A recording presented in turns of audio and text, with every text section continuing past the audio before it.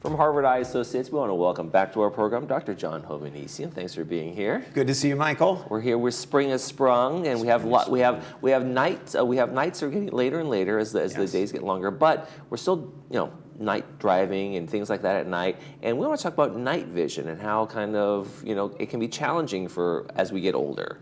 So what is exactly night? Why is it difficult for people? What is night vision all about that we want to talk about? Well, there's three stages of life. There's young, there's middle age, and there's you look good.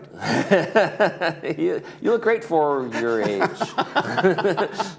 That's the unspoken part.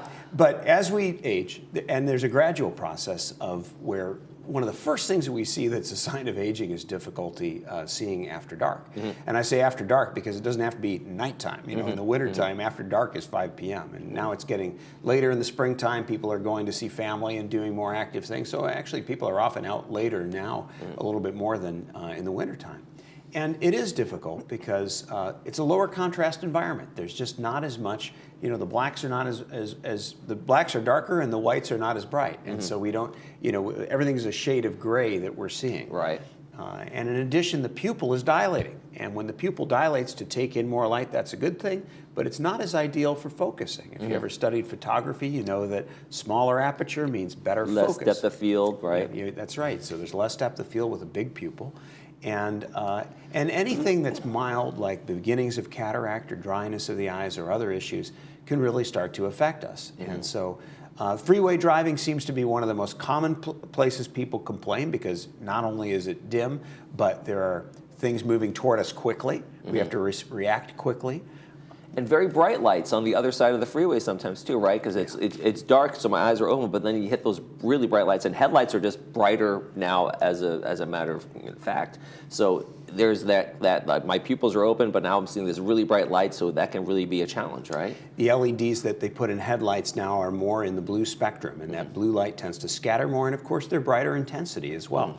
And when they're coming toward you, that causes forward light scatter when that light hits dryness on the cornea or cloudiness in the lens of the eye that's early cataract, or anything in the medium of the eye that is not perfect in focusing contributes to a loss of contrast. Okay, so we talk about the fact, the pupil will dilate in the darkness and we open up. What are some of the challenges? What's the difference between my young eye that I used to have and my older eye that I have now?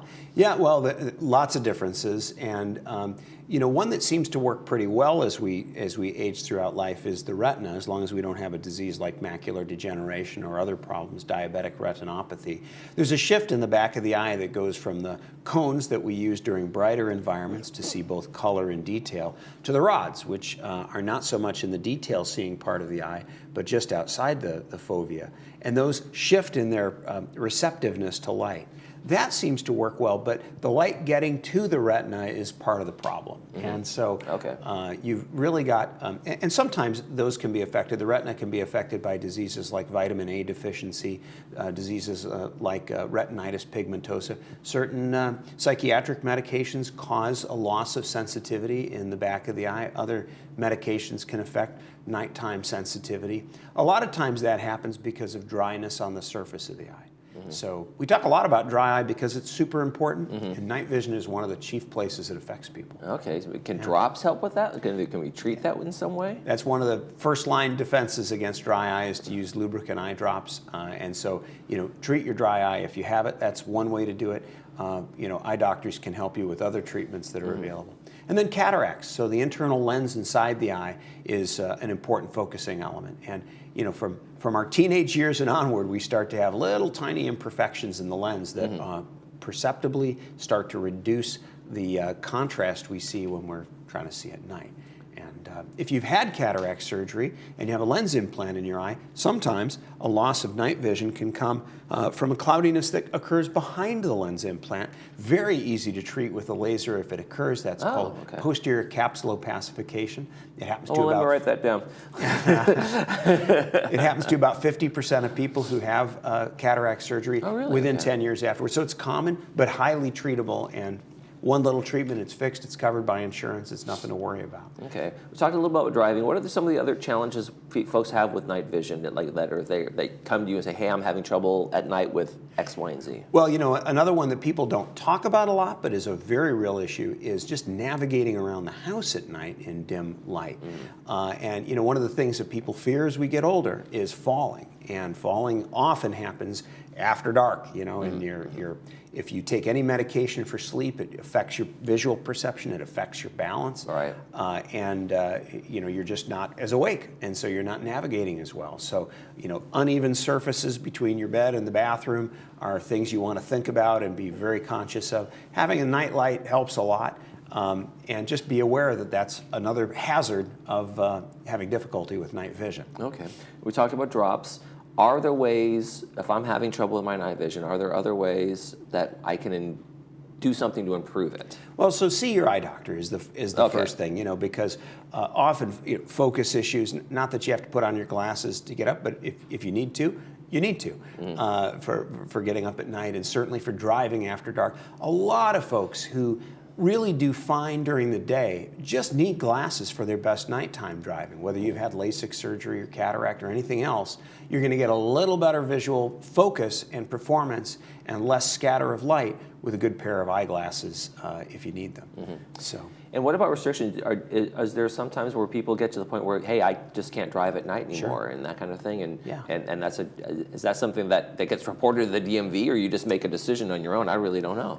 Well, so we don't report to the DMV when. So if I go to you as a doctor, you're not going to say, okay, I'm calling DMV, you can't drive at night. We anymore. don't do that. But, nobody should be afraid of that. Nobody. That's a great point. Nobody should be afraid of seeing their eye doctor because they're going to get reported and have their driving privileges taken away. We're always on the side of the patient, and for privacy reasons, we don't do that.